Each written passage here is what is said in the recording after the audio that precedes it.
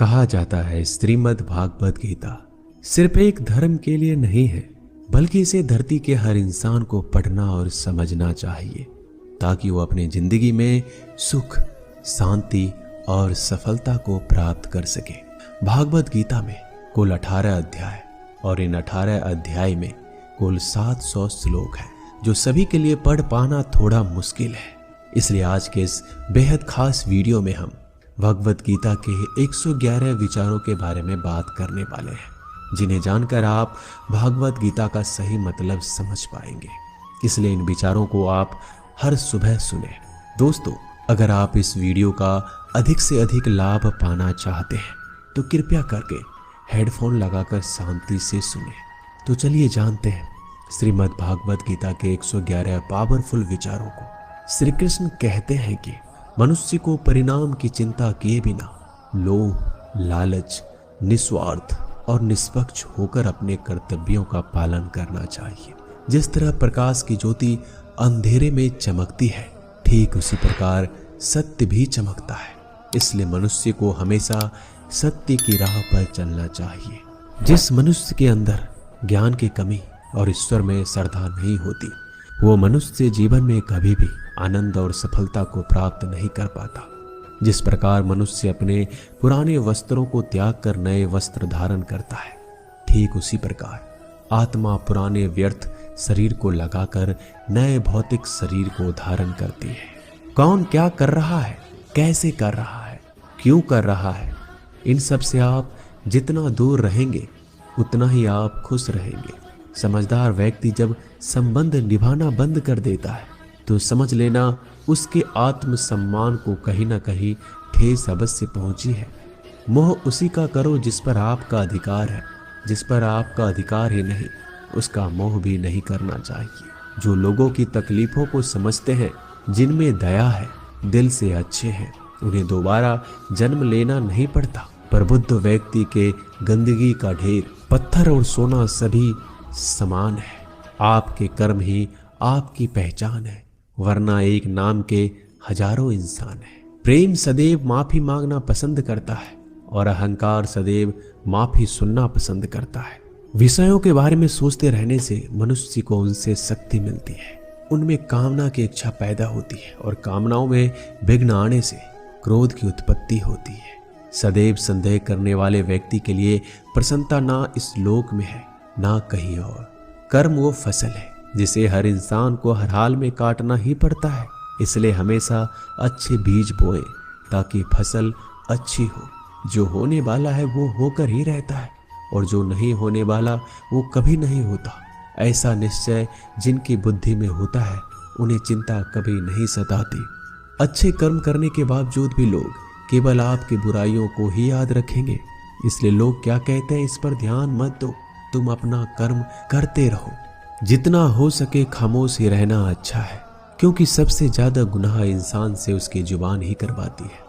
गीता में भगवान श्री कृष्ण कहते हैं, हे अर्जुन, जो हमेशा मेरा स्मरण या एक चित्र मन से मेरा पूजन करते हैं, मैं व्यक्तिगत रूप से उनके कल्याण का उत्तरदायित्व लेता हूँ। हे पार्थ, जो लोग भक्ति में श्रद्धा नहीं रखते वो मुझे प्राप्त नहीं कर पाते।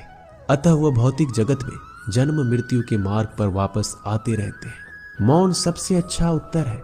यदि किसी व्यक्ति के लिए जो आपके शब्दों को महत्व नहीं देता, बदल जाओ वक्त के साथ या फिर वक्त बदलना सीख लो। मजबूरियों को मत कोसो, हर हाल में चलना सीखो। किसी काम की चिंता करना ठीक है, पर चिंता इतनी भी नहीं होनी चाहिए कि वह काम ही बिगड़ जाए। अच्छी नीयत से किया गया काम कभी व्यर्थ नहीं जाता और उसका फल आपको जरूर मिलता है। श्री कृष्ण कहते हैं कि मैं किसी का भाग्य नहीं बनाता, हर कोई अपना भाग्य खुद बनाता है। आप आज जो भी काम कर रहे हो, उसका फल आपको कल प्राप्त होगा। आज जो आपके पास है वो आपके द्वारा पहले ही किए गए कर्मों का फल है। मनुष्य नहीं, उसके कर्म अच्छे या बुरे होते हैं। जैसे मनुष्य के कर्म होते हैं, वैसे ही फल की प्राप्ति होती है। तुम्हें सिर्फ अपने कर्म करने का अधिकार है, किंतु कर्म के फलों के तुम अधिकारी नहीं हो। तुम ना तो कभी अपने आप को अपने कर्मों के फल का कारण मानो, ना ही कर्म करने में आसक्त हो जाओ। सही कर्म वह नहीं है जिसके परिणाम हमेशा सही हो, अपितु सही कर्म वह है जिसका उद्देश्य कभी गलत ना हो। संसार में कोई मनुष्य सर्वगुण संपन्न नहीं होता, इसलिए कुछ कमियों को नजरअंदाज करके रिश्ते बनाए रखो।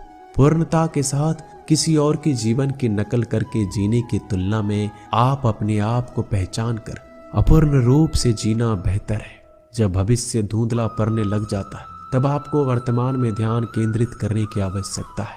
कोशिश करो, हल निकलेगा, आज नहीं तो कल निकलेगा। अर्जुन के तीर सांसद मरुस्थल से भी चल निकलेगा।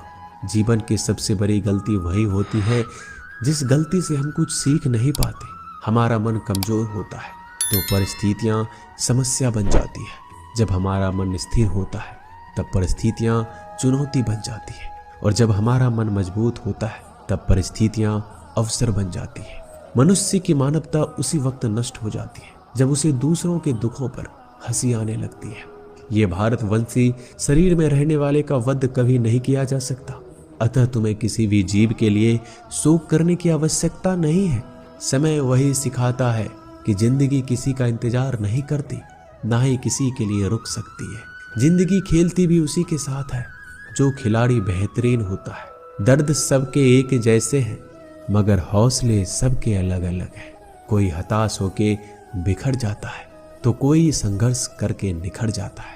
मनुष्य को अपने कर्मों से संभावित परिणामों से प्राप्त होने वाली विजय, पराजय, लाभ या हानि, प्रसन्नता या दुख इत्यादि के बारे में सोचकर चिंता से ग्रस्त नहीं होना चाहिए। यदि आप अपनी गलतियों से कुछ सीखते हैं तो गलतियां सीढ़ियां हैं, और नहीं सीखते हैं तो गलतियां सागर है। निर्णय आपका है, चढ़ना है या डूबना है। समस्याएं इतनी ताकतवर नहीं होती जितना हम उन्हें मान लेते हैं।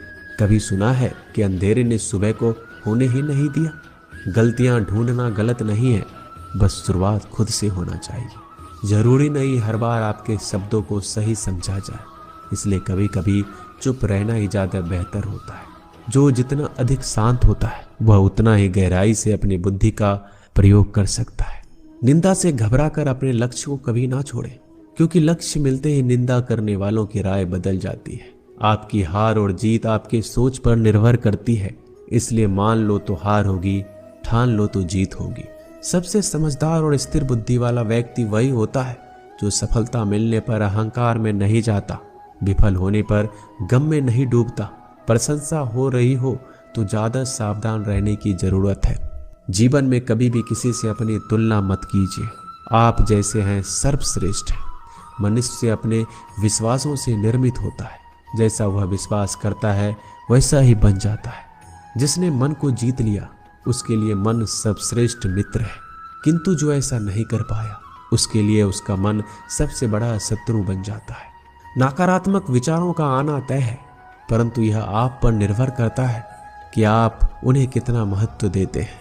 हमेशा याद रखना, बेहतरीन दिनों के लिए बुरे दिनों से लड़ना पड़ता है। जीवन में कुछ स्थायी नहीं है, इसलिए स्वयं को अधिक तनावग्रस्त ना करें, क्योंकि परिस्थितियां चाहे कितनी भी खराब क्यों ना हो, ये बदलेगी जरूर। संसार में परेशानी देने वाले की हस्ती कितनी भी बड़ी क्यों ना हो, पर भगवान की कृपा दृष्टि से बड़ी कभी नहीं हो सकती। प्रेरणा का सबसे बड़ा स्रोत आपके अपने विचार, इसलिए बड़ा सोचें और खुद को जीतने के लिए हमेशा प्रेरित करें। जिसने मन को जीत लिया है उसने पहले ही परमात्मा को प्राप्त कर लिया है, क्योंकि उसने शांति प्राप्त कर ली। ऐसे मनुष्य के लिए सुख दुख, सर्दी गर्मी और मान अपमान एक जैसे होते हैं। मुश्किलें केवल बेहतरीन लोगों के हिस्से में ही आती है, क्योंकि वही लोग उसे बेहतरीन तरीके से अंजाम देने की काबिलियत रखते हैं। कोई कुछ भी कहे, बस आपको शांति रखनी है, क्योंकि सूरज कितना भी तेज क्यों ना हो, समुद्र सूखता नहीं। जहां आपकी कोई कीमत नहीं वहां रुकना अनुचित है, चाहे वो किसी का घर हो या किसी का मन। जब कोई हाथ और साथ दोनों छोड़ देता है तब कुदरत कोई ना कोई उंगली पकड़ने वाला भेज देता है। उन्हीं का नाम कान्हा है। जो मन को नियंत्रित नहीं करते उनके लिए वह शत्रु के समान कार्य करता है। हे अर्जुन, व्यक्ति चाहे बन सकता है यदि वह विश्वास के साथ एक वस्तु पर लगातार चिंतन करे। सिर्फ दुनिया के सामने जीतने वाला ही विजेता नहीं होता, बल्कि किन रिश्तों के सामने कब और कहां हारना है ये जानने वाला भी विजेता होता है। जो लोग बुद्धि को छोड़कर भावनाओं में बह जाते हैं उन्हें हर कोई मूर्ख बना सकता है। वक्त से पहले मिली चीज अपना मूल्य खो देती है और वक्त के बाद मिली चीज अपना महत्व मनुष्य को संभावित परिणामों से प्राप्त होने वाली विजय, पराजय, लाभ या हानि, प्रसन्नता या दुख इत्यादि के बारे में सोचकर चिंता से ग्रस्त नहीं होना चाहिए। आत्मा अपने पुराने शरीर को वैसे ही छोड़ देती है जैसे मनुष्य पुराने कपड़ों को उतारकर नए कपड़े धारण कर लेता है। जैसे जल में तैरती नाव को तूफान उसे अपने लक्ष्य से दूर ले जाता है, ठीक वैसे ही इंद्रिय सुख मनुष्य को गलत रास्ते की ओर ले जाता है। आपका विश्वास एक पर्वत को भी खिसका सकता है, लेकिन आपके मन का संदेह दूसरा पर्वत खड़ा कर सकता है। हमारा खुद पर विश्वास होना बहुत जरूरी है, क्योंकि हम अपने रास्ते पर खुद चलते हैं।